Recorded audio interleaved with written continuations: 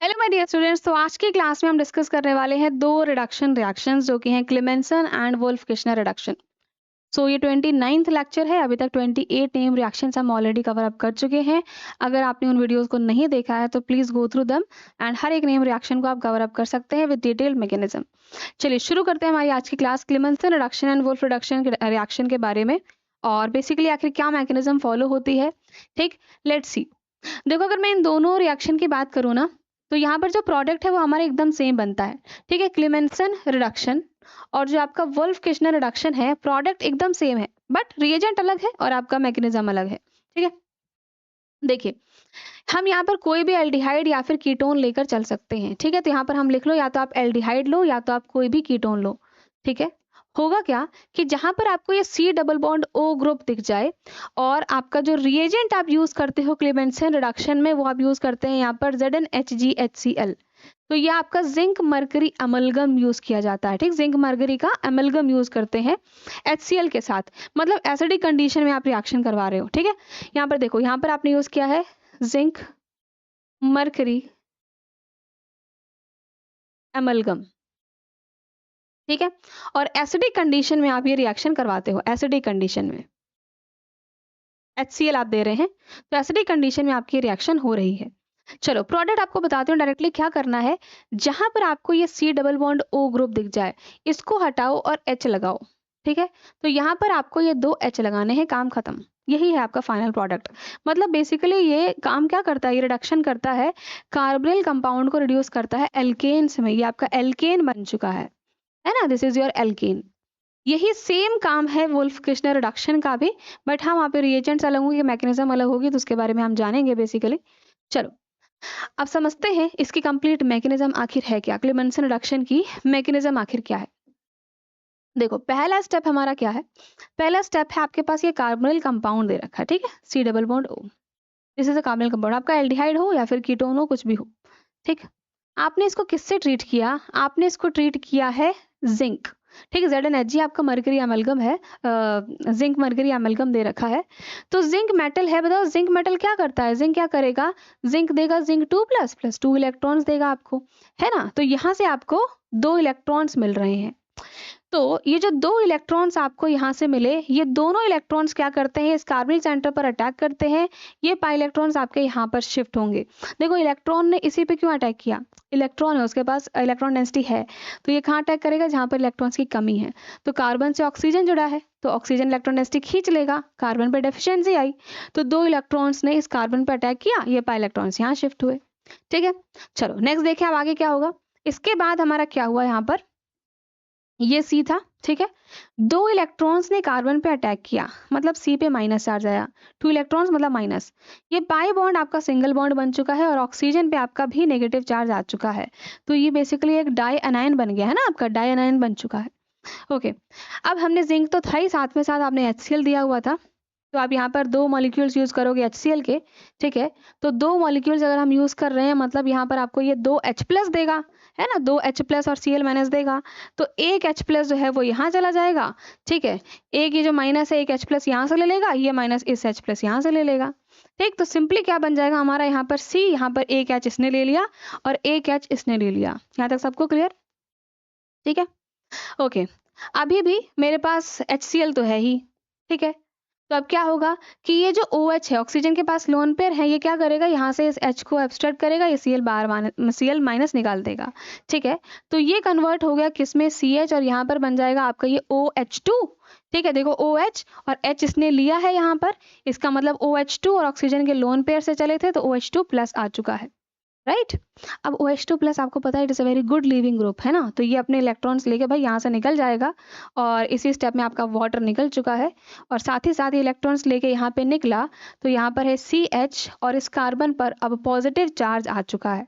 Electrons की कमी आ गई, इलेक्ट्रॉन्स लेकर निकल गया ना, तो इस पर पॉजिटिव चार्ज आ गया। ठीक है, जिंक तो है ही मेरे पास, तो जिंक फिर से क्या करेगा, जिंक आपको यहाँ पर आगे यहाँ पे लिखती हूँ, जिंक क्या करेगा आपका, जिंक जो है वो जिंक 2+ और 2 इलेक्ट्रॉन्स देगा, तो ये 2 इलेक्ट्रॉन फिर इस पर अटैक करेंगे। ठीक है, 2 इलेक्ट्रॉन यहाँ पर पॉजिटिव चार्ज है, इस पर अटैक करेगा, मतलब ये किस में कन्वर्ट हो गया मेरा CH, और यहाँ पर आ चुका है आपका एक नेगेटिव चार्ज। अब है ना, 2 इलेक्ट्रॉन्स इसको मिल गए, यहाँ पर आपका नेगेटिव चार्ज क्रिएट हो चुका है। ठीक है, कार्बनायन का फॉर्मेशन हो गया। अब कार्बनायन के बाद क्या है अगला स्टेप, यहाँ पर आपको HCl तो दे ही रखा था, तो ये क्या करेगा, नेगेटिव यहाँ से H लेगा और HCl यहाँ से बाहर निकल गया, इसका मतलब यहाँ पर आ चुका है CH2 and this is your final alkane product. ठीक है, तो यही मैकेनिज्म हम फॉलो करते हैं, सिर्फ जिंक और HCl का काम था। ठीक, और आपको फाइनली आपका प्रोडक्ट जो है वो मिल चुका है, पूरा रिडक्शन हो चुका है, एल्डिहाइड या कीटोन एल्कोन में रिड्यूस, एल्केन में रिड्यूस हो चुका है। Is it clear to everyone? अब यहाँ पर ना एक और इम्पॉर्टेंट चीज है कि आखिर हमने यहाँ पर जिंक मरकरी का एमलगम क्यों यूज किया, आखिर सिर्फ आप जिंक क्यों नहीं ले सकते थे? देखो, अगर आप सिर्फ जिंक लेकर चलते ना, सुन लो इस बात को, अगर आप सिर्फ जिंक लेकर चलते तो यहाँ पर हाइड्रोजन गैस रिलीज होती। ठीक है, इसलिए हम चाहते नहीं हैं हाइड्रोजन गैस रिलीज हो। ठीक, इसलिए हम क्या करते हैं, जिंक मरकरी का एमलगम लेते हैं, ताकि वो क्या करेगा कि जो हाइड्रोजन गैस बन रही होगी ना, वो उसको क्या करेगा, ट्रैप कर लेता है। तो जितनी भी हाइड्रोजन गैस रिलीज हुई है, मरकरी एमलगम जो है उसका क्या करने वाला है, उन हाइड्रोजन गैस को ट्रैप कर लेगा। ठीक है, और आसानी से जो है वो आपका रिएक्शन जो है वो हो पाएगी। ठीक, आई थिंक क्लियर हो गया कि आपको, बताइए। ठीक है, जिंक मरकरी एमलगम का क्यों यूज करते हैं, बस इतना ध्यान रखना है। क्या करता है, ये ट्रैप करता है हाइड्रोजन गैस को जो रिलीज होती है जब जिंक रिएक्ट करता है HCl के साथ। ठीक है, जिंक जब HCl के साथ रिएक्ट करेगा तो हाइड्रोजन गैस रिलीज होगी, सो उसको वो ट्रैप कर लेगा, दैट्स वाई हम ये जिंक मरकरी एमलगम का यूज करते हैं। चलिए, अब आते हैं हम अपने वोल्फ किश्नर रिडक्शन पर और उसकी मैकेनिज्म भी समझते हैं, फिर दोनों में ना, दोनों को हम कंपेयर भी करेंगे। ठीक है, नेक्स्ट है हमारा यहाँ पर वोल्फ किश्नर रिडक्शन।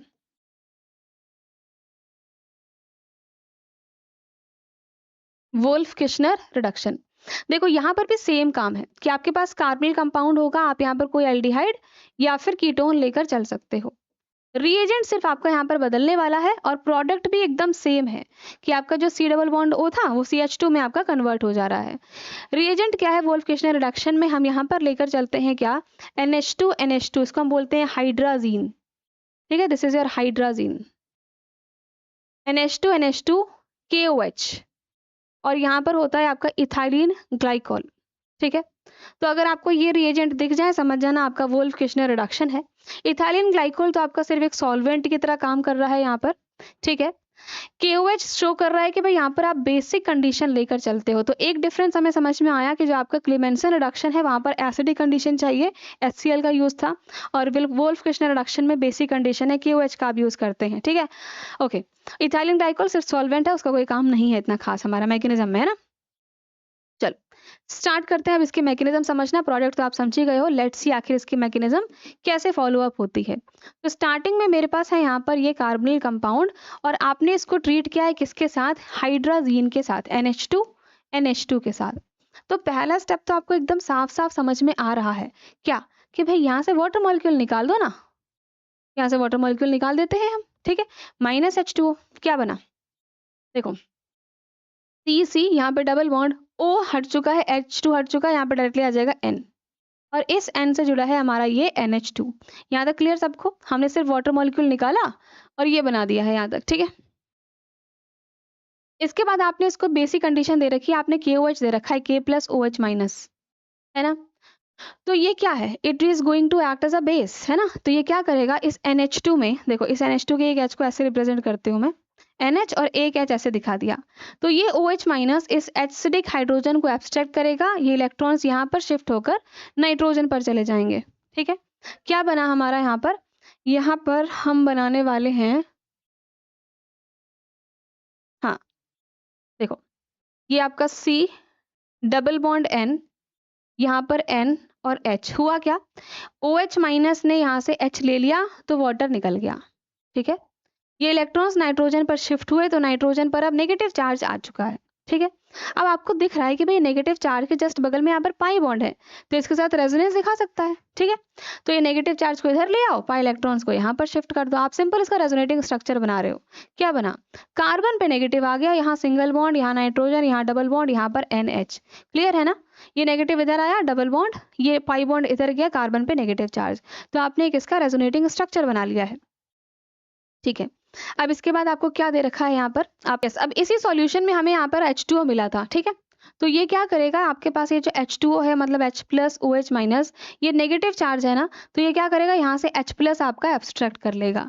ठीक, तो यहाँ पर आ जाएगा आपका ये दो एल्काइल ग्रुप जुड़े थे, इस कार्बन से अब एक हाइड्रोजन जुड़ चुका है। ठीक, यहाँ पर single bond N, double bond और NH। ठीक है, अब आपके पास KOH तो है ही प्रेजेंट, तो फिर से KOH अपना काम दिखाएगा कि भाई इट इज़ अ बेस। तो एसिडिक हाइड्रोजन मुझे दिख रहा है यहाँ पर, ये वाला है आपका हाइड्रोजन अभी भी, तो ये OH माइनस इस H को करेगा एब्स्ट्रैक्ट और यहाँ पर इलेक्ट्रॉन्स नाइट्रोजन पर शिफ्ट होंगे। ठीक है, क्या बना, कार्बन यहाँ पर आया है H, यहाँ पे N, यहाँ डबल बॉन्ड और N पर आ गया है नेगेटिव चार्ज। ठीक है, H जो है वो ये ले चुका है, मतलब इस स्टेप में फिर से आपका वाटर मॉलिक्यूल जो है वो निकल गया। ठीक है, अब क्या हुआ, इस नेगेटिव को इधर ले आओ और ये यहाँ से आपका बॉन्ड टूट गया। दैट मीन्स इस स्टेप में आप क्या कर रहे हैं, नेगेटिव इधर आया तो ये बन गया है N2। ठीक है, और ये आपका बॉन्ड टूट गया, मतलब इसी स्टेप में आपका नाइट्रोजन गैस ना रिलीज हो जाती है। ठीक है, नाइट्रोजन गैस यहाँ पर आपका रिलीज हो रहा है और बना क्या, इस कार्बन पर एक नेगेटिव चार्ज फॉर्म हो चुका है, एक कार्ब अनायन आपका बन चुका है। और फाइनली हमें यहाँ पर वाटर तो था ही, ठीक है, H प्लस OH माइनस हमारे पास है ही, तो ये नेगेटिव यहाँ से H प्लस लेगा और आपका सिंपल यहाँ पर बन जाएगा CH2 and this is your final product जो कि है आपका ईथेन। ठीक है, ईथेन आपका बन चुका है। So this is the mechanism जो आपका वोल्फ किश्नर रिडक्शन फॉलो करता है। किसकी किसकी जरूरत है, हाइड्राजीन, देखो यहाँ पर आपके पास कार्बनिक कंपाउंड हाइड्राजीन के साथ रिएक्ट कर रहा है और ये हाइड्राजोन है। ठीक है, इसका नाम क्या हमारा हाइड्राजोन, हाइड्राजोन बन चुका है ये आपका। ठीक है, हाइड्राजीन से हमने क्या किया, H2O निकाला और आपने हाइड्राजोन बना दिया एंड देन जो पूरी मैकेनिज्म है उसमें आपका बेस काम कर रहा है, KOH काम कर रहा है। ठीक है, या फिर वाटर जो आपका रिलीज हो रहा है वो वाटर ही आपका सिंपल आप प्रोटोनेशन के लिए काम यूज ले रहे हो उसको। सो this is a complete mechanism जिससे हम वोल्फ किश्नर रिडक्शन से अपना फाइनल रिडक्शन कर सकते हैं, एल्डिहाइड कीटोन से एल्केन्स बना सकते हैं। ठीक, मैकेनिज्म में बस डिफरेंस है हमारा क्लेमेंसन और वोल्फ किश्नर में, रिएजेंट्स आपके अलग हैं लेकिन प्रोडक्ट आपको सेम मिल रहे हैं। ठीक है, अब इन दोनों का कंपैरिजन जानना भी जरूरी है कि आखिर बेसिकली ये दोनों एकदम ही सेम है तो क्यों ही पढ़ते हम, है ना। हाँ, थोड़ा सा डिफरेंस है यहाँ पर, तो आखिर क्या डिफरेंस है उसमें। डिफरेंस मान लो कि यहाँ पर मैंने एक क्वेश्चन लिखा कि यहाँ पर एक बेंजीन रिंग है और बेंजीन रिंग से यहाँ पर आपका लगा हुआ है कार्बोनिल कंपाउंड। ठीक है, ये है और यहाँ पर है आपका OH। ठीक, और एक और क्वेश्चन ले लेते हैं हम, यहाँ पे है आपका ये CHO और यहाँ पर लगा है आपका NO2। ठीक है, अब इसको एक बार हम क्या कर रहे हैं, वोल्फ किश्नर रिडक्शन करा रहे हैं। ठीक है, एक बार हम यहाँ पर क्या कर रहे हैं, क्लेमेंसन रिडक्शन करवा रहे हैं। ठीक, सेम काम हमने इसके साथ किया, वोल्फ किश्नर रिडक्शन करवाया, यहाँ पर आप क्लेमेंसन रिडक्शन करवा रहे हो। रिएजेंट याद हो गया, क्लेमेंसन रिडक्शन में क्या था, ZnHgHCl, ZnHgHCl। यहाँ क्या था वोल्फ किश्नर में, NH2NH2 KOH इथाइलिन ग्लाइकोल, है ना। यहाँ पर भी NH2NH2 KOH इथाइलिन ग्लाइकोल।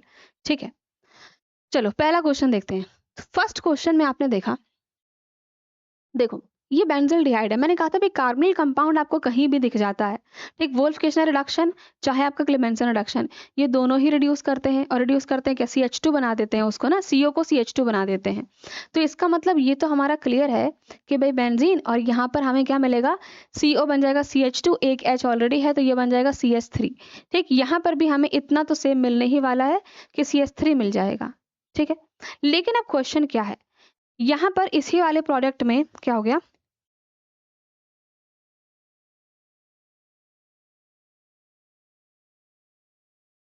मच्छर घूम रहा है। देखिए, अब यहाँ पर आपके पास OH दे रखा था, तो जब आपने वोल्फ किश्नर रिडक्शन करवाया है तो वोल्फ किश्नर रिडक्शन सिर्फ एल्डिहाइड्स कीटोन्स के लिए ही होता है। अगर ये OH है इसके साथ ये कुछ भी नहीं करेगा, OH एज इट इज आपको मिलेगा। ठीक है, तो Wolff Kishner reduction only for aldehyde and ketone. ठीक, OH आपका एज इट इज रहता है, लेकिन अगर आप क्लेमेंसन रिडक्शन करवा रहे हो, ठीक है, तो यहाँ पे आपका क्या है, जिंक मरकरी HCl है। ठीक है, तो अब ये OH किस में कन्वर्ट होगा, देखो यहाँ पर आपको HCl मिल रहा है ना, तो ये क्या करेगा बेसिकली, यहाँ से वाटर मॉलिक्यूल आपका निकल जाएगा और यहाँ पर OH की जगह Cl रिप्लेस हो जाएगा। ठीक है, तो यहाँ पर OH की जगह Cl आ जाता है। तो ये ध्यान रखना कि क्लेमेंसन रिडक्शन जब आप करवाते हो तो OH आपका Cl में कन्वर्ट हो जाता है। यस, अब अगर हमने अपना नेक्स्ट क्वेश्चन लिया है कि भाई यहाँ पर NO2 दे रखा है, ठीक है, इस वाले पोजीशन पे आपको NO2 दे रखा है, अब क्या होगा?